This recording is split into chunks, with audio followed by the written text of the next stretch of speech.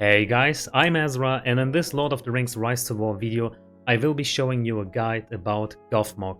Let's get going. So, Gothmog. He is a leader type commander, which means that his army is a bit larger in comparison to non-leader commanders. You can't go wrong with Gothmog. He is among the strongest T2 commanders in the game, and in regards to his respect and how far you can push it, I would recommend to push his respect level as far as possible. You can't go wrong in pushing him further and further in his respect level. All of his skills make sense, unlike some other commanders, let's say like lords. If you play with lords or commanders like lords, you will reach a threshold where it just doesn't make any sense to spend more respect into him. But with Gothmog, everything makes sense. Go crazy with spending respect into this, like in Gothmog general. Alright, now, after having established that, let's look at his attributes. His strongest attribute by far is his focus stat. As you see, he's getting plus 2.21 focus per level, followed by his second stat, which is might. But Gothmog is a might commander, not focus. He doesn't have a lot of abilities that scale with focus. I think there's just 2 abilities, but even then, it makes much more sense to push his might. So keep that in mind. His might is truly his best attribute he wants. And in regards to that, I have equipped him with some gear that is heavy around might, like the battle axe or the superior hauberk, the horseman's helm, but we will get to that part in the itemization. Let's generally jump over his skills and see what Gothmog can do with his titles and skills. Let's start with the bottom one. Second in command. So as you see, your commander is receiving some focus as well as his melee units and also a damage increase. That is already so great to have. Like, this skill will be mandatory in all of our builds, be it respect level 0, 3 or 5. This will be mandatory.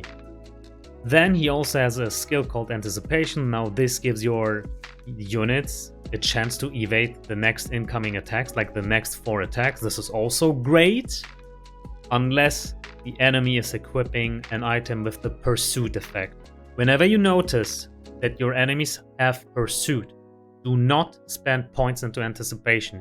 You are much better off spending that somewhere else, like Discipline. This is giving you plus defenses. Plus defenses means that you mitigate physical damage, and that only. You aren't mitigating elemental damage, you aren't mitigating normal attack damage. Keep it in mind. Then he has Overlord. Overlord activates every other round, starting with round 2. Like at round 1, it charges up, and then it unleashes on round 2, and so on. What this does is, it's dealing a bit of damage against one of your units, but then it is also buffing them by a certain percentage, and this is scaling with focus. Whenever you can equip something with focus, okay, that's nice to have, but your best attribute is still might. Overlord is nice to have, like whenever you have leftover points, Overlord all the way, that's nice to have. Then Phalanx, this is mitigating damage for your melee units, but only physical damage, keep that in mind. This wouldn't come in handy if you're fighting against something like Galadriel.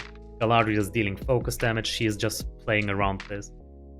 The same logic applies to Fortify, but this is kinda situational, like whenever you use your Protect, this takes effect.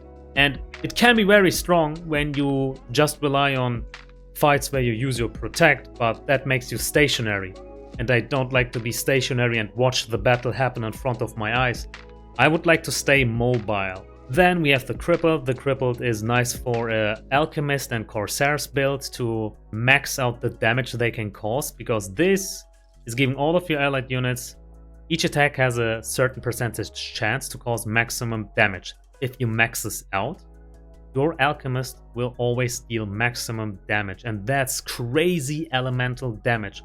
Whenever you're fighting something that doesn't have elemental damage coverage, let's say mounted troops, since Theodens, Eomirs, and Eowyn's don't equip the superior hauberk with fire protection, like this is crazy against them. And also, it reduces the debuff effect that is also here, like your commander normal attack damage gets reduced.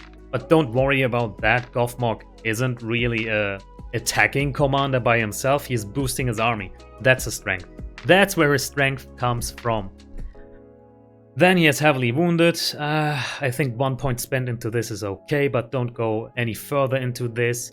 This will activate every 4 rounds, which means if you send him to battle, it will activate only twice, on round 4 and 8. Resupply. This is okay for his respect 3 build with the Alchemist, like this will be mandatory for that, but I will show you the build later. Morgul Lieutenant. This is mandatory, like when you play him with his respect 5 build, this will be mandatory. You're going to max it out, since this is enabling your front-loaded damage build.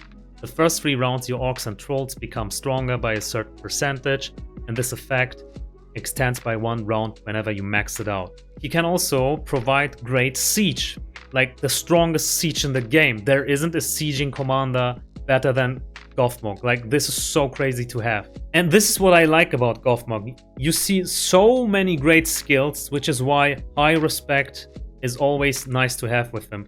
You can't go wrong if you push his respect to no end. He will profit by it. All of his skills are money.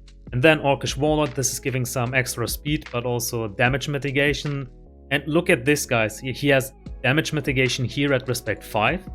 Then physical damage mitigation with defense plus, as well as further mitigation here, and then some stationary damage mitigation with this whenever your protect is up. And this, ladies and gentlemen, makes Gothmog so strong. Everything makes sense. Let's assume you were to play Gothmog in his respect 0 build. Then I would skill him around this.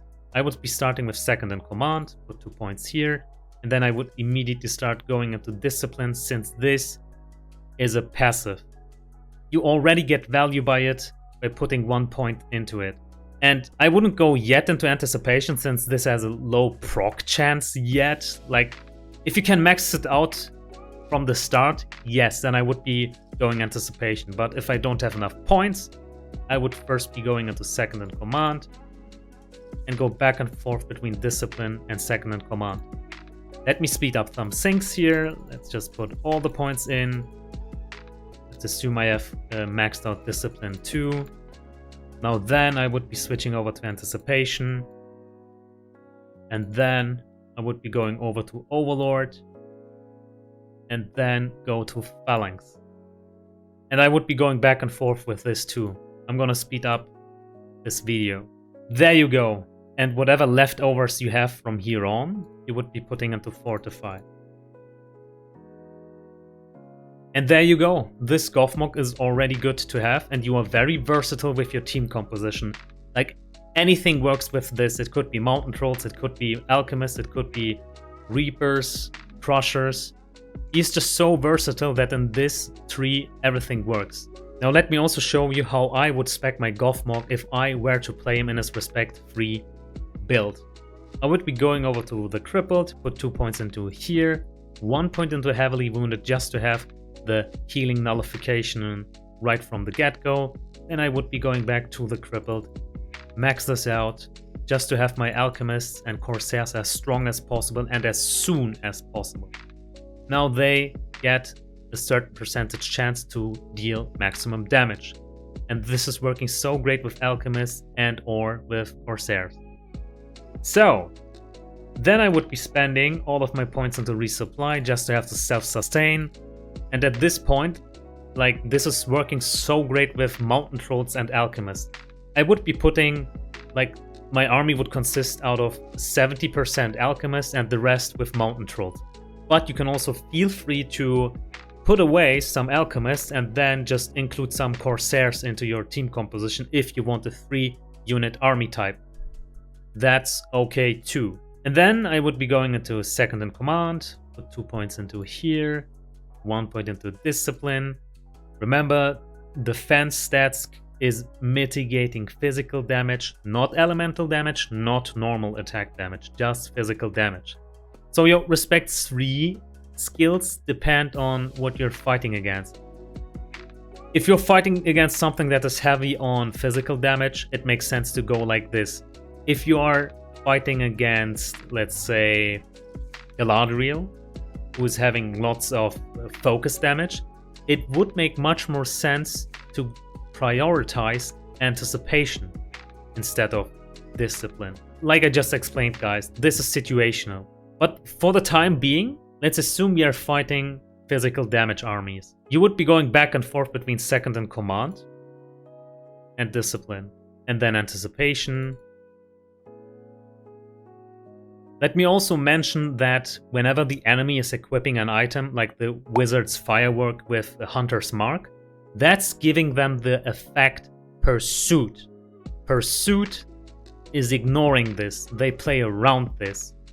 So it doesn't make sense to max out anticipation if the enemy has pursuit. Instead, you would be much better off putting away all of these points and put them into Overlord and into Phalanx. But right now, I assume that my enemy is going heavy on physical damage and that they don't have pursuit. I would be going back and forth between Overlord and Phalanx. Now let's speed this up, and there you go. So we have damage increase and damage mitigation, and I don't like to go with Fortify, you know the reason why. If you're fighting against Galadriel right now, I would be putting my discipline points, everything away, and just reinvest them into Overlord and into Phalanx. If I were to fight against something physical damage heavy, I would be staying like this. If I were to fight against someone with heavy physical damage but with pursuit, I would take away the points of anticipation and redistribute them into Overlord and Phalanx. Now let's assume you want to play your Gothmog in a Respect 5 build, which in my opinion is the strongest build. Then you would be speccing him something like this. You go to Morgul Lieutenant, you have to max this out. This is so nice to have. As you see in the first 4 rounds, if you max it out, it will be the first 4 rounds and not 3. Your orcs and trolls get a damage boost by plus 60%. That is huge. Now you want to make sure that in those 4 rounds your damage will connect. You can't get CC'd, don't get stunned, don't get affected by madness. You have to go all in those 4 rounds. We will cover that in the itemization part. After Morgul Lieutenant has been maxed out, you go over to Orcish Warlord. This is also so nice to have.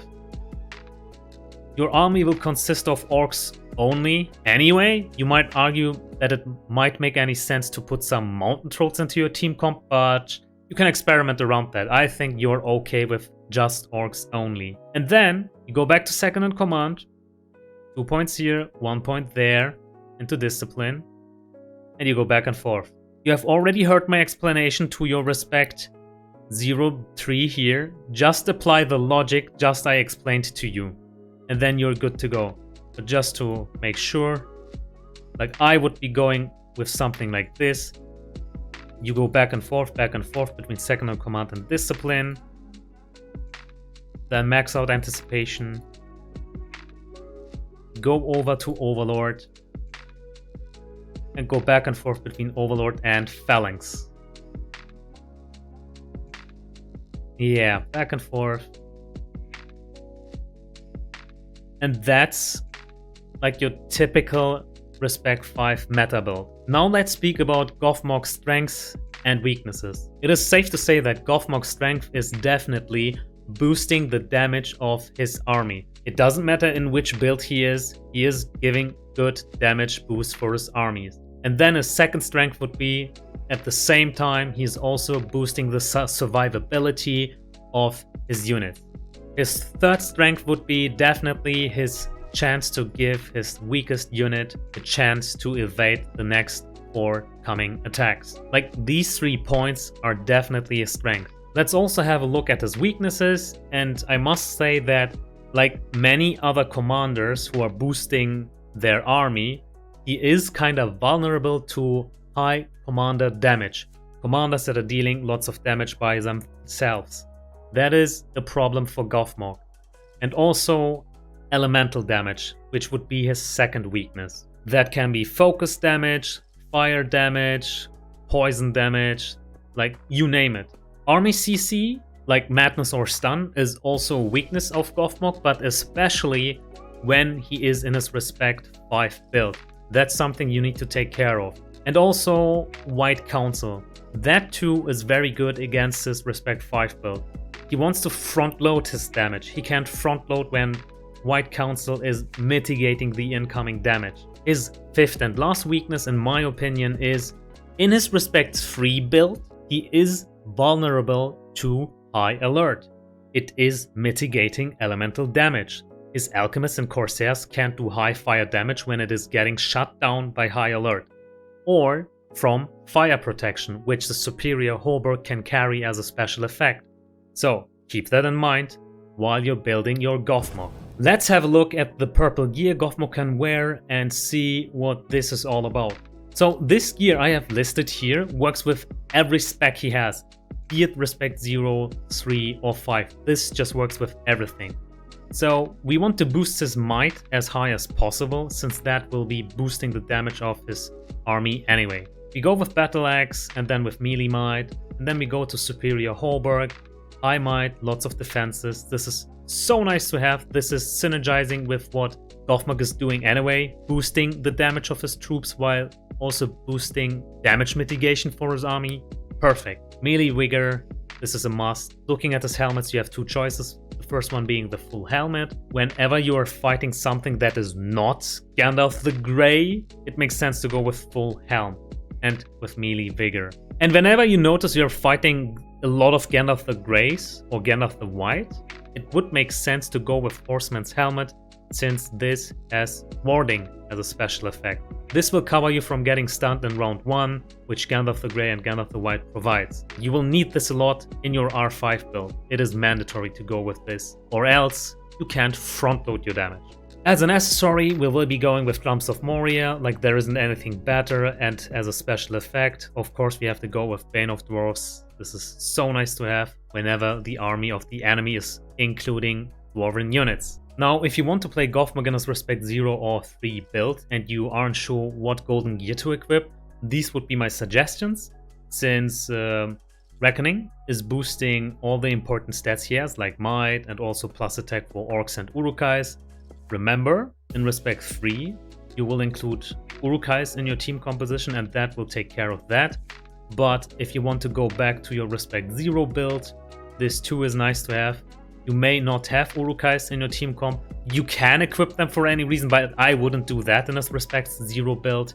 This weapon is covering everything overall. Like, this is nice coverage in general for these two builds.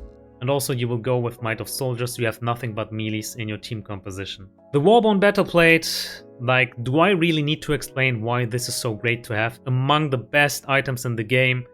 Lots of might, lots of defensive stats for your melees, as well as speed. Speed is a quality of life changer, since your melee units can move faster from A to B. But above all, it has Fortitude of Soldiers that is mitigating every kind of damage for your melee units. Be it elemental damage, be it physical damage, or normal attack damage. Everything. So, number one choice. As a helmet, Cask of Submerged Isle. This is mandatory, since the very first rounds always count. You don't want to fall victim to madness or stun. Elsewise, you would be losing precious rounds where you could be dealing damage. This is especially important in this Respect 5 build. And also the Palantir of Orphanc. Your army can't do damage if it can't hit. You need Tactical Mark. This is mandatory. No more explanation needed. His Respect 5 build is his build which I prefer the most. I like to front load my damage, and this is how you can do it. As a weapon, you will be going with the Black Mace. It has the best stats overall, also giving plus attack for your orcs, and you have nothing but orcs in your team composition. Maybe some mountain trolls if need be, but you can run a full orc army, that's okay too. Now you get to decide between two chess pieces. If you want to play a more defensive style, you can go with the Warbone Battleplate. But if you really want to front load your damage, go with the Berserker's Raiment with the special effect Vulnerability, since this will reduce the defensive stats of the enemy army for the first 2 rounds by a certain percentage. This is synergizing so nice with his Respect 5 title for front loading your damage. And then, of course, you can't front load your damage if you are in CC, if you are stunned, or if you are front loading damage against your own units since you have fallen victim to madness. In order for that not to happen, Casco submerged Isle all the way. Again, penalty of Orphank, tactical mark, you need it. It is mandatory. Let's not even have a discussion about it. If the enemy units are evading, you can't deal damage. What good does your front-loaded build if you can't front-load since they evade every damage? There you go. Does it make sense to invest into Gothmog's Respect 10 item? In my opinion, no. Now let me level with you for a second. This special effect is screwing Gothmog in my opinion, since it says allied orcs and trolls damage dealt plus a certain percentage when battling on structural land. This is very situational. You will not always fight on structured land, and that's just a waste. This is just garbage in my opinion. You should never invest into his Respect 10 item. You would be much better off if you are playing him in his Respect 5 build if you were to go with the Black Mace, or if you go with Reckoning, since this is so versatile and this by itself is already better than his Respect 10 item. Like, I don't like this situational buff here. That's just a no deal for me. Alright, now let's have a look at Gothmog's Respect 0 troop composition. So as long as you have melee units in your troop composition, you are safe to go. And you aren't restricted by any races. His Respect 0 build has no race restriction. It could be Dragoons, it could be Raiders, it could be Halberdiers, like you name it. It really depends against what you are fighting. It can be a single stack of a unit type or even 3. It doesn't matter. Like, it's coming down to what you're fighting against. Just keep melee units, since your Respect 0 title and 3 is further increasing the survivability of melee units. That's the point of R0. If you want to play your Gothmog in a Respect 3 build, then you could do something like this. Like, it will be mandatory to put some Mountain Trolls into your team composition, since they need to protect your Alchemist. Your Respect 3 tree evolves around Alchemist. High elemental damage. Now, you are already good to go like this, but you could also go with Corsairs if you want. They too are dealing fire damage. Do something like this and make your Corsairs eat the debuffs or the stuns. Like, you are counting on it. You are using them as a decoy right now. Or you can just scale down on your Alchemist and just go stronger on your Corsairs. That too would make sense. Like, this is totally up to you, but you aren't making any mistakes by doing what I have shown you so far. If you want to play your Gothmog in his Respect 5 build, keep in mind that you need to include orcs in your army composition. You could be doing something like this, like including Crushers in your team composition. These guys will apply a nice debuff as well as tank some damage. Then you could just put some Reapers into it. These guys are orcs too and they deal good damage overall. And then you could put some, let's see, what other orcs do we have? Raiders, right? Here they are. Could be putting some Raiders into this. And you're already good to go. It's really depending on what you're fighting against. Like, let's assume you're fighting lots of mounted units. You could also go something like this. No, this could work too. You're going heavy on your Wagon Riders and your Crushers. That's possible. But you could also go like this. Only Wagon Riders in your unit. And whenever you play Gothmog with just one single stack of a unit in your army composition, I highly recommend you to max out your Respect 0 title called Overlord. Now let's go back to the skill tree. Whenever you have an army that consists of only one unit type, it makes much more sense to skill like this. You would be going to Overlord, spend all the points into this,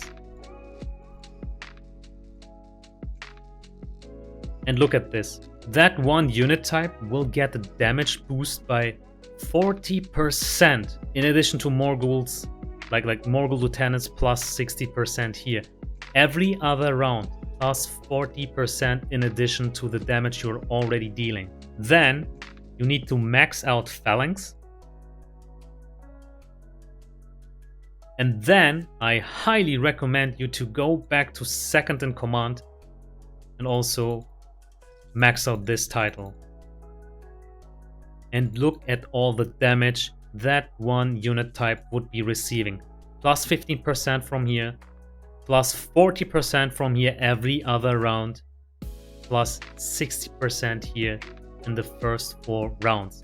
This is outstandingly high damage. And whatever leftover points you have, now this is situational again. If they don't carry Pursuit, go Anticipation. If they carry Pursuit, go Discipline. And there you go, guys. This is his Respect 5 build for one single stack of a unit. And here we are back in his army composition, and just as I explained to you, if you have one single stack of a unit in your army comp, the Overlord build makes much more sense. But it's still effective even if you have 2 units in your army, like something like this, or let's just change the Crushers with Reapers. It still makes sense. Or if we were now in Gundabad, you could now include your Warlords into the team composition. You could be changing your Raiders and put some Warlords into it, or your Reapers. Like, it really depends against what you are fighting. And there you go, like, this was just some bonus information with the Overlord build. But let's assume you are playing the Respect 5 build, which I have shown you in the beginning of the video. You could now just, let's say, include some Warlords into this team composition, and you would be running a 3-unit army here. That's okay too. Like, everything works with Gothmog as long as you have orcs in your Respect 5 build. You could also run just a single stack of Reapers with your Overlord build. That works too. Or just a single stack of Raiders, single stack of Warlords, single stack of Mordor's T4 Trolls. Gothmog being among the best T2 commanders, I can just highly recommend him. He is very versatile in all of his builds. You can make use out of this commander anytime, in any situation. To sum up this video, I can only highly recommend to you guys, invest into your Gothmog. He is very versatile, among the strongest T2 commanders in the game, and he doesn't really have a threshold where he begins to kind of scale badly in regards to his skills. All of his skills are viable, which is why you can't spend enough respect points into him. Like, let me compare him again with Lords. At a certain respect level, it doesn't make sense to spend any more points into Lords. For example, when you've maxed out all his titles and skills, like his Respect 3 title and skills, and also his Respect 0 title and skills, that's when Lords isn't really scaling anymore. But Gothmog is scaling all day long. Put all respect levels you have into your Gothmog. He will keep getting stronger. Unfortunately, I couldn't share my reports with you guys since my last season ended a couple of days ago, and I didn't have enough time to make this video. Here I am, having lost all of my reports and sitting in backend, but believe me guys, whatever I'm showing you within this video, I have experimented in Season 4, and this is the result I'm sharing with you guys. And there you go. This is Gothmog in a nutshell. If you enjoyed this video, let me know by leaving a like and consider subscribing. I see you guys next time.